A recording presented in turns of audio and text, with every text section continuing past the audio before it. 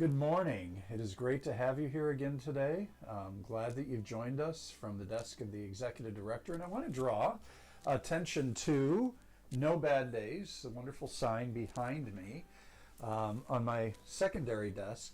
And that was given to me when I arrived here at Back Bay Mission by one of the staff, Amanda. And she had a note on there. She said, "There are no bad days at Back Bay Mission." And I got this incredibly wonderful basket of gifts from the staff of Back Bay. Everything from restaurant gift cards to that wonderful sign that says no bad days, to a couple of wine glasses with a fleur de lis on them. And I just was really, really blessed that first day to have that basket on my desk. So today I would like to talk a bit about my impression of the Mississippi Gulf Coast and potentially my impression of Mississippi. I have to say, I think the majority of people have generally, you'd say, kind of a negative or really interesting view of Mississippi. Like the individual who's filming me said, that people think Mississippi, we don't have bathrooms, we don't wear shoes. But I have to say, especially the Gulf Coast here has been a real treat and a real surprise. I think first off that I get to drive by the beautiful Gulf of Mexico every morning on my way to work and on my way home, and I get to go over this fantastic, I think it's a 1.5-mile bridge over the Bay of Biloxi from Ocean Springs, where I'm living, here to Biloxi.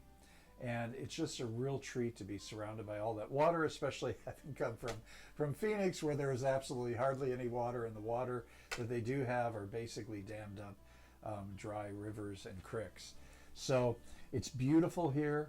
I've been learning a lot about the coast because I didn't grow up on the coast. I grew up in the northeast corner of Mississippi and then moved to Chicago. But what's unique here is the three main industries, and those industries, some of those industries really do support Back Bay Mission. The major industry would be military, with the Air Force Base here and a lot of training. It's kind of a really, that adds a really interesting culture. The first haircut I got here was at a barbershop that was right outside the gates of the base. The second largest industry here is hospitality, which includes gaming, and really being a vacation destination. And of course the third, which I find really interesting, which really connects us to Back Bay, is the third industry that's really large here and supports the coast, is really the fishing industry. Oysters, shrimp, and in the beginning, Back Bay Mission was working with fisher people. They were supporting fisher people who had really moved here from a whole variety of places, right? And oftentimes were finding their lives difficult, weren't receiving enough pay, and they were really supportive of people that were fishermen. And actually, I was just out walking last night with Jackson in my new community, and I was about 1/2 mile south of where I live, walking down one of the streets, and ran into a kind of one of the inlets from the bay and from the Gulf of Mexico, where there were a lot of shrimper boats and oyster boats, and I just find that a beautiful, interesting culture. So I would say my impressions of the coast is it's beautiful.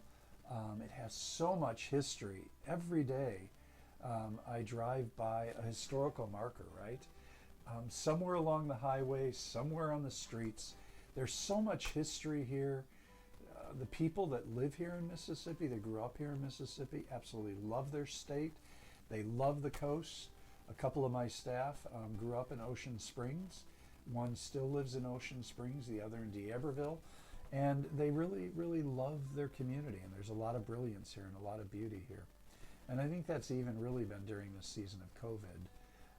I also find the music scene here to be pretty lively. I understand. I've already went to a couple of places to hear some good jazz and blues, and I think that's a beautiful part of the coast here too. And the artwork is quite amazing. The murals and the artists, especially the artists that live kind of around the city that I live in, around Ocean Springs. It's a very artistic community and a lot of artistic expression, and I really, really appreciate that.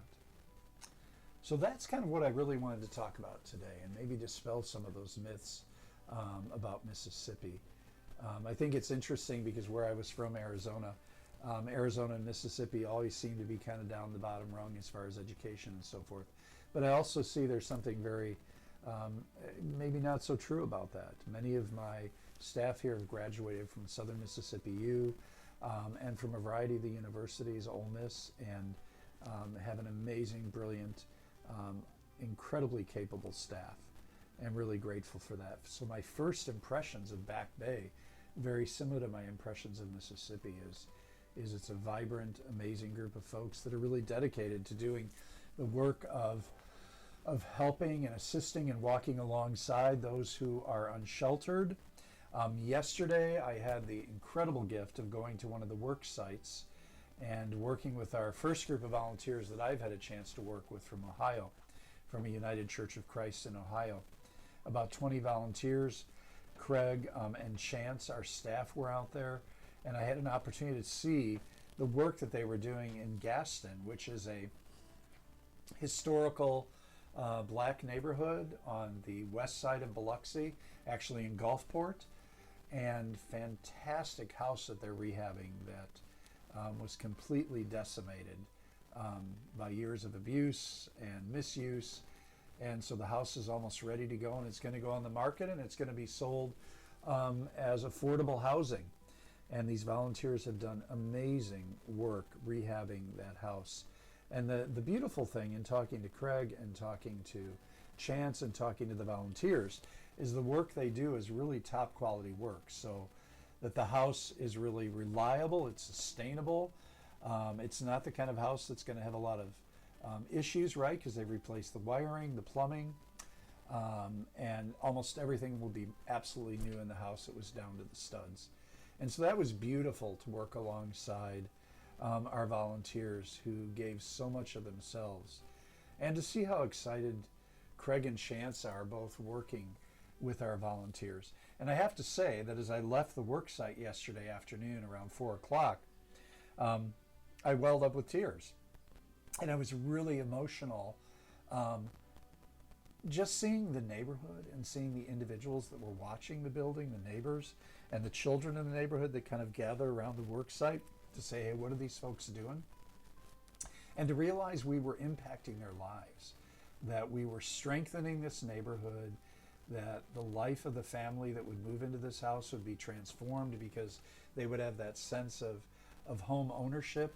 And, you know, that equity and justice needle would be moved just a little bit more to the side of justice and to the side of really making a difference. And so that was such a beautiful experience. And seeing these volunteers all the way from about 25 years old up to 80-year-olds working together, intergenerational, just doing the good work of strengthening this neighborhood, this Gaston neighborhood, and really transforming lives.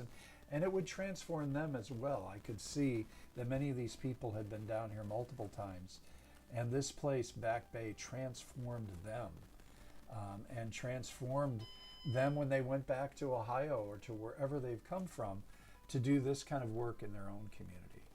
So that was definitely one of the highlights of my week and a half here.